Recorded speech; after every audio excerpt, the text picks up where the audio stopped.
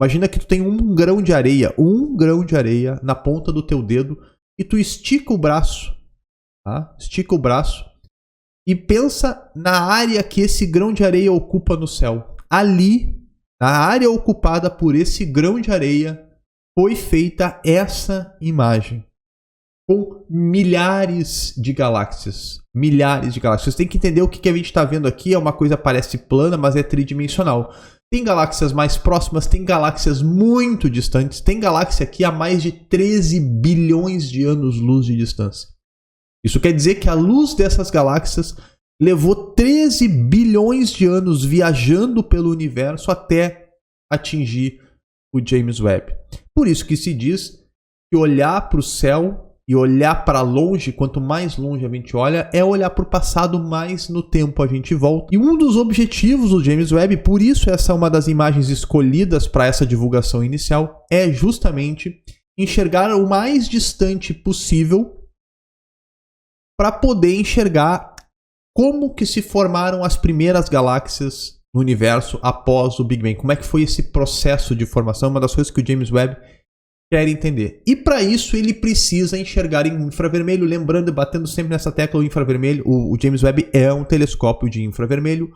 Por quê? Porque ele precisa ser um telescópio de infravermelho para esse propósito específico. Tem outras vantagens ser infravermelho, mas para esse propósito específico de enxergar o mais distante, é porque quando essa luz foi emitida pela galáxia, originalmente ela era talvez luz visível. A mesma luz que os olhos humanos são capazes de captar. Só que como o espaço está se expandindo, a própria expansão do espaço provoca uma expansão dessa luz, da onda eletromagnética. Esticar a luz devido à expansão do espaço faz com que mude uma propriedade da luz chamada comprimento de onda. E o comprimento de onda tem a ver com aquela cor que a gente enxerga. Ela sofre um desvio para comprimentos de ondas maiores, que a gente chama de desvio para o vermelho. Porque das cores que a gente enxerga, vermelho, laranja, amarelo, verde, azul, anil, violeta, o vermelho é o que tem o maior comprimento de onda. No caso de galáxias muito distantes, esse esticamento do comprimento de onda é tão acentuado, é tão forte, que estica para além do vermelho. Estica para o infravermelho. Fica menos vermelho do que o vermelho, fica infravermelho. Infravermelho porque vai ter frequências inferiores ao vermelho, vai ter comprimentos de onda superiores ao vermelho, de tão esticado que foi. Por isso é importante que o James Webb enxergue infravermelho. Então o que vocês estão vendo é essa coleção de galáxias mais distantes, mais próximas, num pequeno pedaço do céu. Um aviso importante, aqui nós temos que ignorar essas estrelas bem pontudas, sabe, essas estrelas bem brilhantes e pontudas, aqui a gente ignora, porque essas estrelas, elas são estrelas que estão dentro da Via Láctea, são estrelas que estão dentro da nossa galáxia, então elas estão praticamente comparadas com as galáxias, elas estão aqui na nossa cara, grudadas na nossa cara, e as galáxias estão mais distantes. O interesse dessa imagem não são essas estrelas dentro da Via Láctea, o interesse dessa imagem são as as galáxias mais distantes. E o alvo dessa foto central é um aglomerado de galáxias chamado SMACS 0723. O que é um aglomerado de galáxias? Um aglomerado de galáxias é um grupo de galáxias que se orbitam gravitacionalmente. Eles interagem gravitacionalmente. E isso tem um interesse próprio, analisar o aglomerado. Eu já vou falar do efeito que esse aglomerado causa. Primeiro, deixa eu mostrar onde é que está o aglomerado de galáxia para quem está vendo em vídeo. O aglomerado de galáxia está bem aqui no centro. Este aqui é o aglomerado de galáxia, esse ponto central, essa região central bem brilhante. E é possível, aqui eu acho interessante mostrar que o James Webb é tão sensível, mas tão sensível que ele foi capaz de capturar, de fazer uma imagem do gás intergaláctico, do gás que está entre as galáxias. E isso é muito impressionante porque mostra o poder e a sensibilidade do James Webb.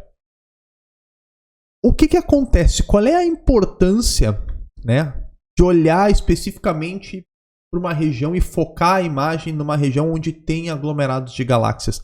Além de enxergar essa coleção de galáxias que a gente está vendo aí, Isso permite a gente presenciar um efeito que foi previsto por Einstein na teoria da relatividade, que é o efeito de lente gravitacional. E é muito interessante a gente falar sobre isso e qual é a vantagem de a gente observar esse efeito. Olha só o que acontece. A gente tem aqui na tela, para quem está vendo por vídeo, uma explicaçãozinha, tá? Atrás desse aglomerado de galáxias existem outras galáxias, né, mais distantes, e o aglomerado está tapando elas, o aglomerado está na frente. E essa luz das galáxias mais distantes está viajando pelo universo em linha reta, porque a luz viaja em linha reta quando o espaço é reto, e de repente ela encontra o aglomerado de galáxias. E esse aglomerado de galáxias tem uma massa tão grande, é uma massa tão gigantesca que provoca uma intensa distorção no tecido do espaço-tempo. O espaço fica extremamente curvo ali naquela região. E a luz viaja pelo espaço, então ela vai ter que viajar por um espaço curvo. A luz vai andar por um caminho curvo. A luz vai desviar a sua trajetória porque o próprio espaço está distorcido. E Einstein previu que isso poderia funcionar como uma lente. Assim como uma lente, uma lupa, provoca um desvio dos raios de luz e produz uma imagem ampliada daquele objeto que tu está enxergando, a lente gravitacional faz a mesma coisa.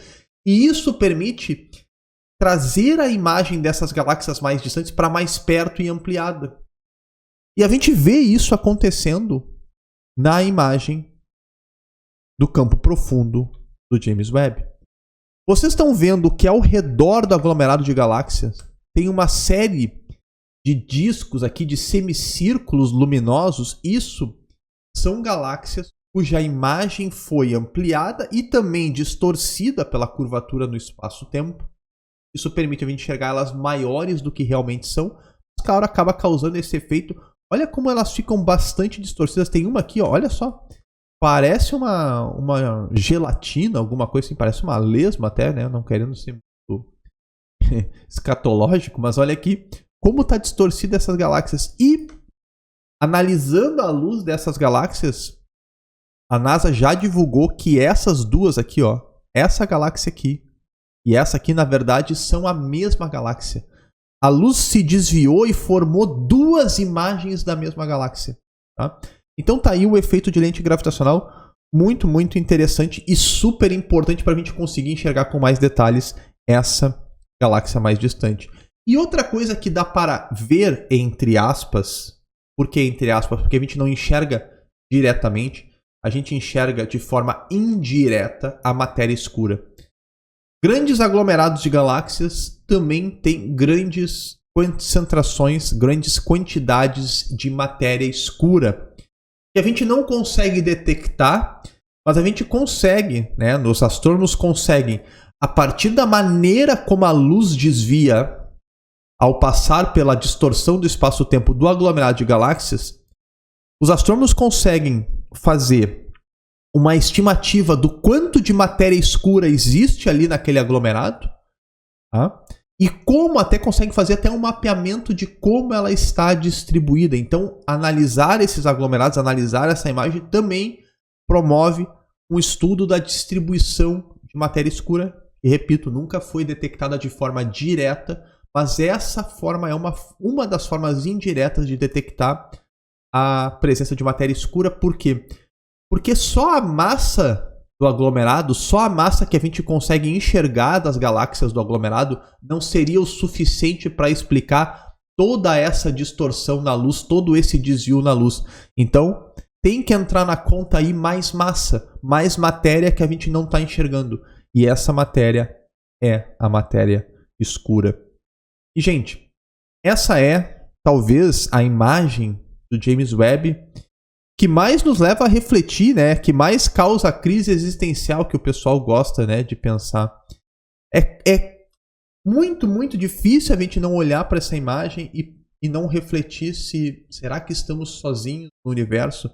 Porque se isso aqui, essa coleção de milhares de galáxias que tem numa única imagem, é um pedacinho tão pequeno do céu, né?